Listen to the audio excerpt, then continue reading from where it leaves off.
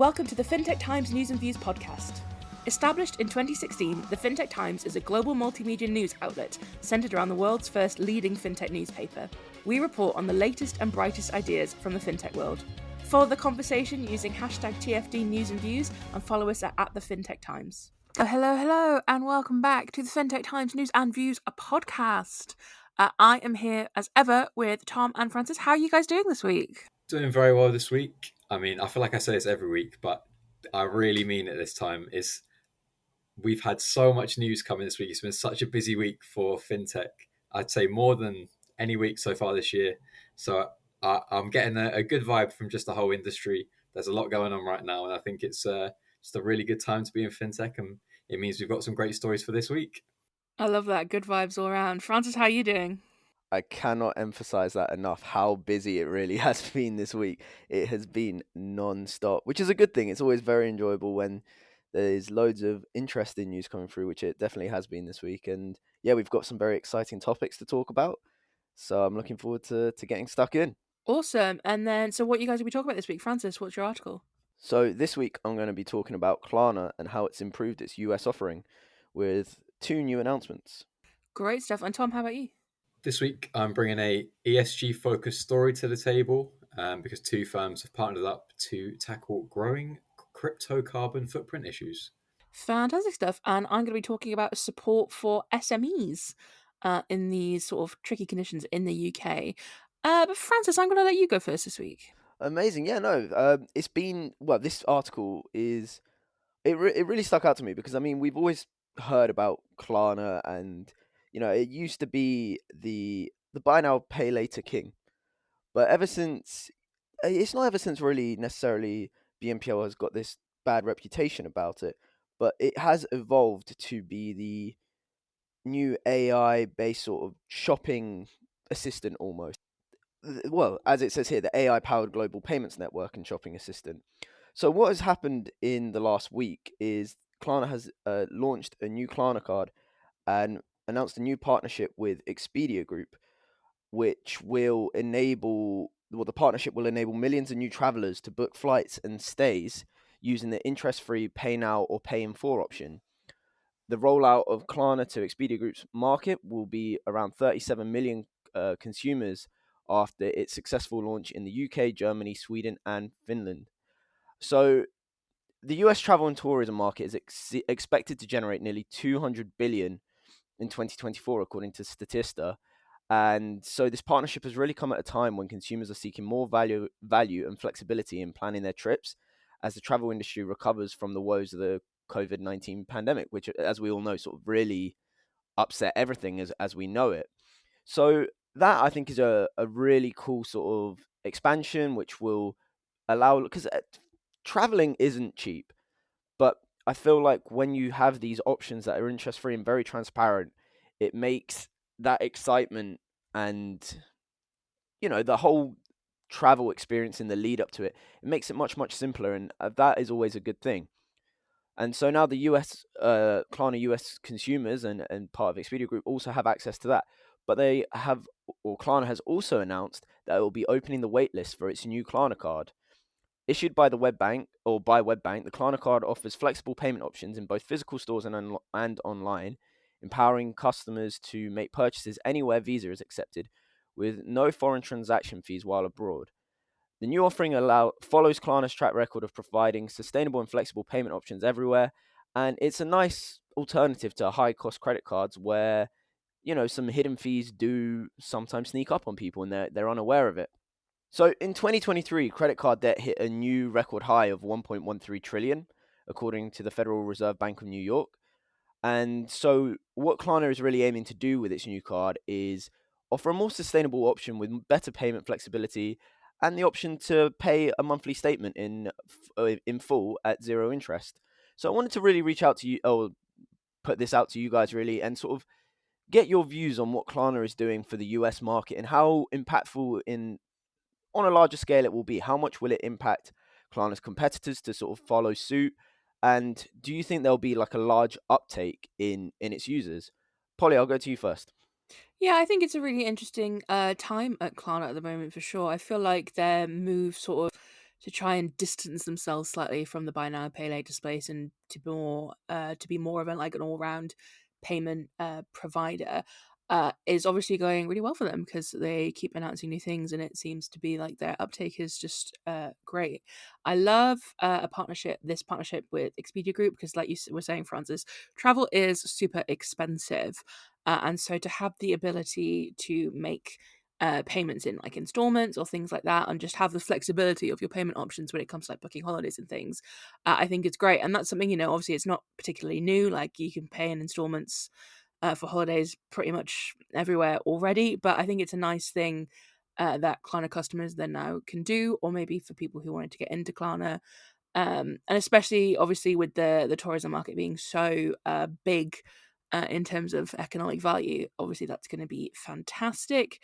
And I guess, yeah, I think it's an interesting thing to obviously to launch into the US market. The US market is obviously a lot bigger than the European market and like the UK market and things like that.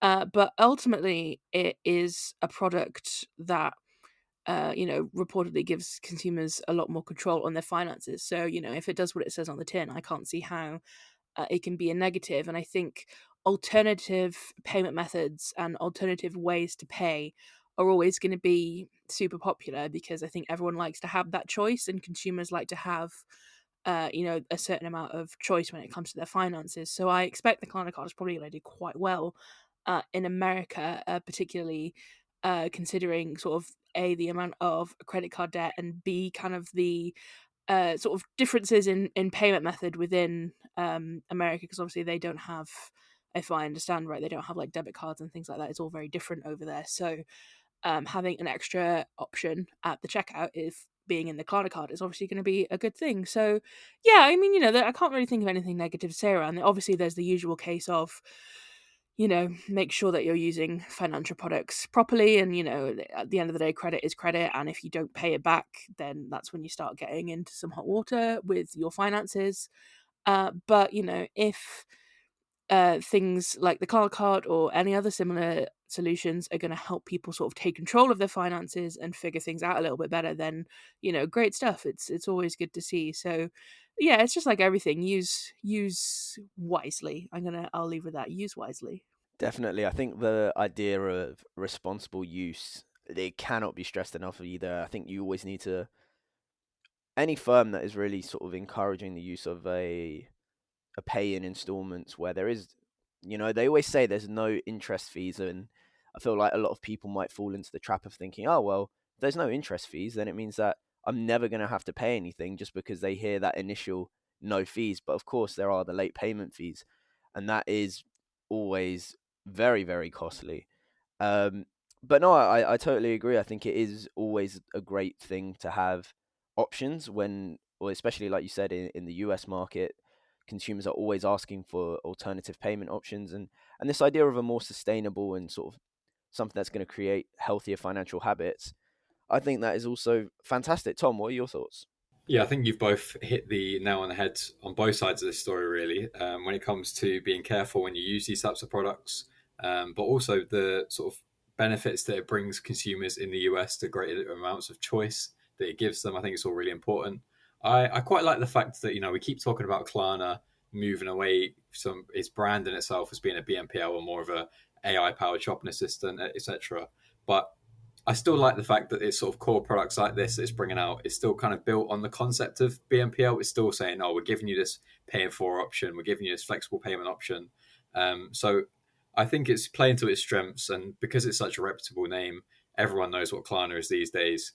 That these types of products are probably likely to be quite popular, and as you said, people see the interest free and they think, well, there's no harm to me. And all you've got to keep in mind is, well, Klarna wouldn't be bringing this out if it wasn't going to be making money from it in some way. So it's expecting people to not be able to pay things back on time necessarily. You have to pay late payment fees and things like that. So it's always key, as you guys said, to look out for that.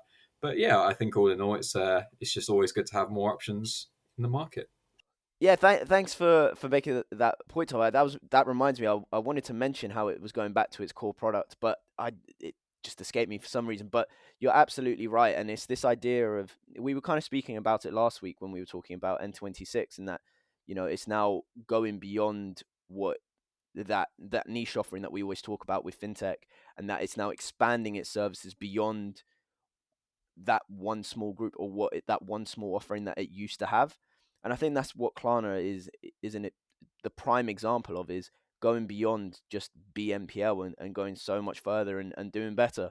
So I think, yeah, it is really interesting to see that despite this move away from BNPL and the supposed bad connotations that it might have, it is still part of its core offering, and it still is a massive part as to why people want to partner with Klarna. But yeah, why don't we go on to your article next, Tom? Yeah, absolutely. So, as I said, this has got a bit of more of an environmental focus than perhaps we usually bring to the table. But essentially, this is all about after the SEC approved Bitcoin ETFs, the number of crypto fund products with significant carbon footprints grew dramatically. And, it's obviously been such a huge talking point in the world of crypto and Bitcoin. And a lot of firms are making use of that. But it means that the environmental impact of this has been growing, significantly. So recognizing this, Zumo, which is a business to business digital asset infrastructure prioritizing compliance and sustainability, has partnered with the Crypto Carbon Ratings Institute, which provides data on the carbon exposure of investments and business activities related to blockchain. And they're going to partner together to help financial institutions better measure, mitigate, and report on the carbon footprint of their crypto activities. Now, the reason this article and story mainly grabbed my attention was some of the research that was carried out by these two firms, which showed that as of March 2024, the annualized carbon footprint of all physically backed Bitcoin fund products stood at over 4,000 kilotons of carbon dioxide. Obviously, to most people, me included, this number literally doesn't mean anything. But Zumo explained that this is equivalent to a person flying from London to New York and back over 1.5 million times. And obviously that's a ridiculous number. It's even hard to conceive like how much environmental impact that actually is. And this kind of situation, the environmental impact of blockchain looks to get worse in the future, as the London Stock Exchange and the Hong Kong Securities and Futures Commission now also accept crypto from products. So to combat this issue, the CCRI is going to provide the data and methodologies to enable Zumo to further develop its aptly named Oxygen solution, which uses blockchain technology and strategically sourced market instruments, including renewable energy certificates, to enable financial institutions to measure, mitigate, and report on the carbon footprint of their digital asset activities. So I really wanted to bring this to the table because we often hear about and read articles about the environmental impact of digital assets, but frankly, it can be hard to visualize or think about it in this extent. And I thought this data really just highlights the huge environmental impact that I personally never realized the actual extent of it until finding out about this. So I really just wanted to get your guys' take on this, whether it surprises you, and what do you think about partnerships and initiatives like this that are trying to better the environment basically and support firms in mitigating their environmental impact? Francis, I'll come to you first. In short, I think it's paramount. Like, I don't think it is possibly the most important thing, because the amount of times that we've heard that, crypto it's left the mainstream, like sort of in terms of popularity, and then it's back again. That almost seems to each time there's a new each time there's a new wave of popularity, it seems that even more people are getting on board than they did before. And each time I think an organization gets involved, loads of people will instantly sort of flock to it as a sort of like an intrigue, or this is a new offering, let me see what it's about. And it's like you said, I think when you really put it in, you see that figure, the 2056 kilotons, it's very difficult to, oh sorry, it was 4,000 kilotons. It's very difficult to really picture how much that is until you do see what the equivalent is, and you just think to yourself, that's just insane. It really is crazy. And I think when a consumer sort of sees that, they become much more aware of, the impact it's really having. And it's not to say that crypto is a bad thing, because it's not, but it's just finding ways of ensuring that crypto's potential can really be met without harming the environment. And I think that's the fine line that a lot of organizations within the crypto sphere specifically, but also those who are sort of delving into it from an outside standpoint, really need to understand is how do we ensure the crypto market can really continue to flourish while ensuring that, you know, the environment isn't paying the cost for that popularity. And I think that's probably a question that loads of experts in the industry are already trying to tackle, and probably there isn't a simple answer to it, but I think it's something that definitely needs to be investigated for sure.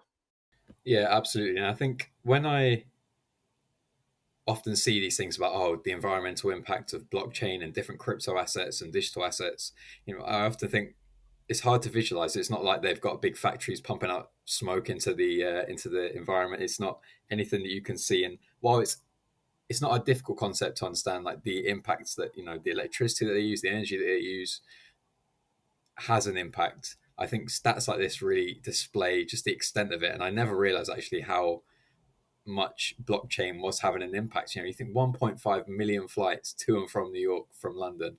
Just that generally blows my mind. I'm just like, how is it having that much of an impact? And I think getting that kind of information out there and making it more common knowledge is really important as well, because the more people realize the environmental of things, the environmental impact of things that they didn't instinctively think would have an environmental impact, is important to keep people aware and make sure that they keeping ESG in mind when they're making their decisions day to day.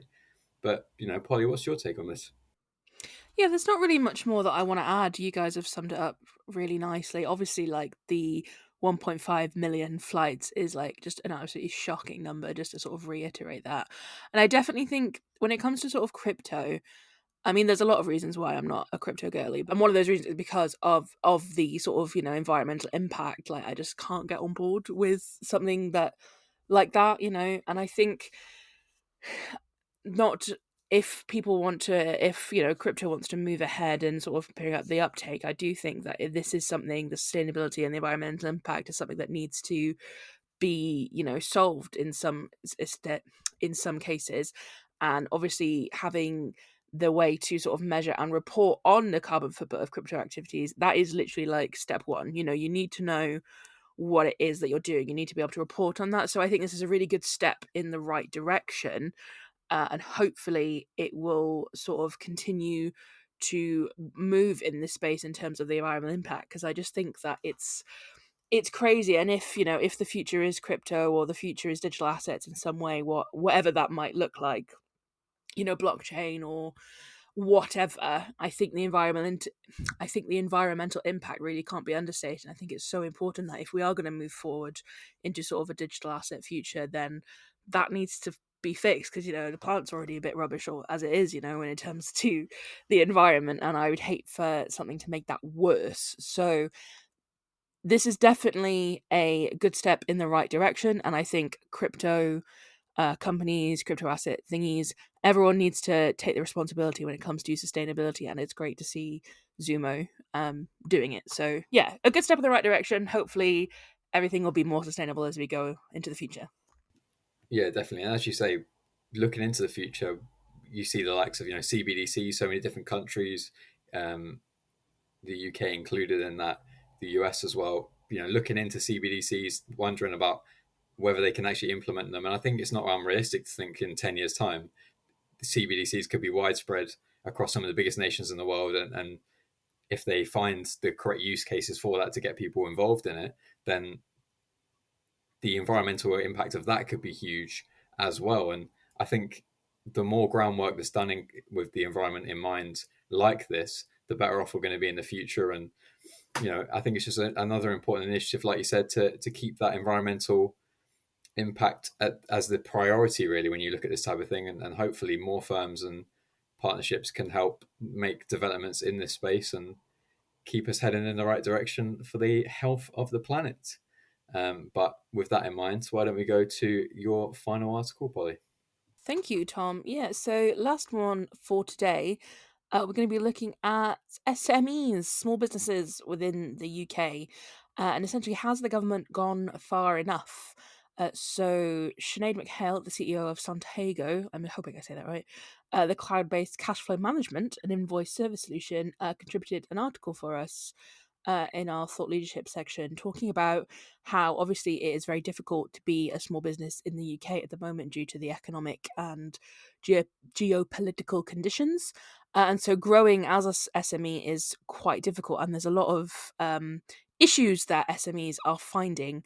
And essentially, the whole crux of the article is the government doing enough to support small businesses, considering they are the backbone of the UK economy, providing local jobs and revenue across sectors?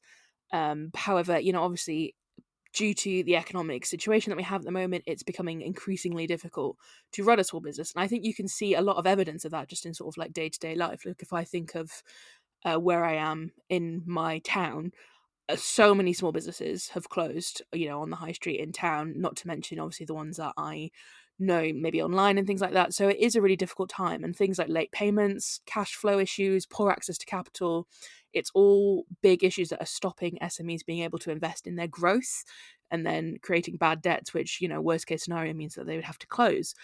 And so the whole idea is the government doing enough to support SMEs? So obviously there was a recent launch of the Small Business Council, after their cash flow and prompt payment review in late 2023, and this council has been set up to address malpractice against SMEs, particularly late payments. And of course, we've had things in the spring budget this month, and how everyone has sort of had the opportunity to make measures against SMEs. But essentially, is it all adding up? And that's kind of what I wanted to ask you guys today. Like, do you think that enough is being done to help small businesses by the government? Do you think it's necessarily the government's job to be helping the small businesses? I guess that's another facet of the question. Is there something else that can happen here? Does it fall upon the small businesses themselves to try and figure things out? Or, is it a government thing? Or I guess, is it a fintech thing? Is this where fintech can come and step in and fix everything? And I think obviously late payments and cash flow is obviously a big issue. And that, I guess, is something where fintech maybe could come in. I don't know. I mean, I'd love to know what you guys think. Tom, I'll go to you first. How can we fix the problem for SMEs? I think first and foremost, I think it is something that the government needs to be doing more in. I think there have been initiatives in the various budgets in the last couple of years to try and support SMEs, but I think most people would agree that they haven't quite gone far enough. They don't really offer the support that SMEs need. And like you said, that's being shown because so many are closing down in our local high streets, whether it be, in the fintech sector or in the retail sector. SMEs across the country are really struggling right now. And, that's obviously because, we found out last year we were in a recession. Just the economic state of not only the country, but most of the world at the moment, it's a struggle. Difficult macroeconomic conditions have just made it a difficult time for SMEs across the globe. But there is definitely more that the government can be doing to support them. I think most people would agree that, especially when it comes to SME lending and SME financing, not enough has been done to kind of close the gap as banks continue to kind of take a step away from lending. It's been really difficult for firms to get the cash that they need to retain the cash flow to survive, pay their employees, pay their bills, and not fall behind. Keeping that in mind, I think a lot of the big issues revolve around unpaid invoices or late payments from customers. And that is something that fintech can step in and help. We've seen solutions already to try and help this kind of issue by taking unpaid invoices and using them as almost like collateral to get loans in so that they can get that cash flow in immediately. And that kind of benefits everyone in the space. So I think fintech can certainly do a lot, and it already is doing a lot to support SMEs. But I think there's certainly more that can be done by everyone, to be honest, but especially the government, to support them overall across the country. Yeah, absolutely. I think it's one of those really tricky situations where I think, the government should step in, and there's a lot that needs to be done to support. But at the end of the day, how can you force clients or whoever to pay their invoices on time? That is something that I think has plagued everyone who issues invoices, is the getting them paid on time. It is so difficult and it's so tricky, and I don't know why it's so hard. As a personal grievance, I don't know why it's so hard for people just to pay their invoices, but whatever, it's fine. But I mean, Francis, let's get you in on this. What do you think about this? Is the government need to do more? Where's your stance? I'd like to say, yeah, I think that the government does have a duty to really ensure that organizations are given all the help that they can be given. Of course, at the end of the day, not every sort of startup is going to survive. Unfortunately, that isn't the way that it works. I mean, a lot of the time, startups are made on particular hype at the time, and if that hype quickly dies down, then it is, no matter what you're doing to help an SME or a startup, they're just not going to make it. But that's not to say that they shouldn't sort of all be thrown to the wolves, and they there should be more help. And I think the problem of cash flow is definitely a big one. And I think, as the article points out at the end, is that invoice financing can be a massive, massive help to SMEs to really convert sort of unpaid invoices into reliable cash flow. And I think it may sound silly, but at the end of the day, I think good sort of cash flow is what is almost the heartbeat of an organization. Because if there's no cash flow, then there's no reinvestment into the firm. You're in debts, and it just all sort of seems to spiral from that. And it's like you said, what can the government really do to really ensure people are paying on time? And I agree. At the end of the day, there's no way you can really sort of go around knocking at everyone's door, being like, "It's overdue. Come on, mate, pay up." Like that isn't. It just isn't feasible for it to be that way. But there has to be some sort of early access, sort of almost like a no, I don't want to say a crisis, like cash availability, in terms to ensure that cash flow does remain, because at the end of the day, it's like I said, there is an element of survival of the fittest. Not every organization is going to make it, and some unfortunately do need to make ways for others that do have a more successful business plan. There is this sort of adapting to the situation that you're in element that I think you also do need to take into consideration. But ultimately, I do sort of, sorry for going back and forth, sort of saying one thing, then going back to it, and you know, flip flopping. But I think the government does have a duty in the same way that we've sort of seen consumer duty sort of come in. I think there is almost an SME duty that needs to be had as well, because they're the backbone of the UK economy, and you can't get rid of that. You really need it to be strong, and ultimately, that does fall into the government's remit, I think. So, yeah, we'll hopefully see some changes, or more impactful changes, I should say, happen sooner rather than later. Yeah, absolutely. I agree with what you said there, but I say we can always count on Francis to bring a dose of reality in terms of most small businesses or startups fail, and that is true. Like I think, was it the statistic that like 20% of businesses fail within the first year or something like that? So yeah, I think it's just a really tricky situation. It's one thing that I guess we hope will get better as we go along, and hopefully we're kind of going to get out of this economic slump that we're in, for want of a better word. And hopefully, the government will start thinking about how they can best support their people and their businesses. But anyway, thank you so much, guys, for these discussions today. If you want to hear anything more about anything we've talked about, head on over to fintechtimes.com, where there's plenty more news and insights over there. But very quickly, let's go on to what I learned this week. So each week, we learn so much new information about the fintech world, being on the Fintech Times editorial team, that we thought it'd be fun to share that with our listeners. So, Francis, what have you learned this week? I recently learned how, well, on the topic of blockchain, actually, how it can be used, in fact, to help organizations with renewable energy. As we spoke to a company based in Colombia called Unity, and it was our in Conversa this week, and I would highly recommend it as a sort of a counter to everything we've sort of said about how bad blockchain and crypto can really be. Great stuff. Tom, what have you learned this week? This week, new research from Lloyds Bank and FreedomPay highlighted that half of all UK businesses haven't invested in payment solution updates at all, but only 27% of businesses are actually confident they offer good payment experiences. And that's obviously hugely important, as seamless checkout experiences remain really good for retaining customers, which is obviously required in this landscape that we've been talking about today. Fantastic. And what I learned this week is that QR codes are going to be playing a pivotal role in accelerating faster payments adoption. And you know me, I love a QR code.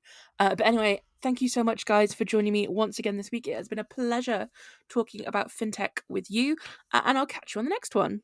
See you guys then. See you guys next week.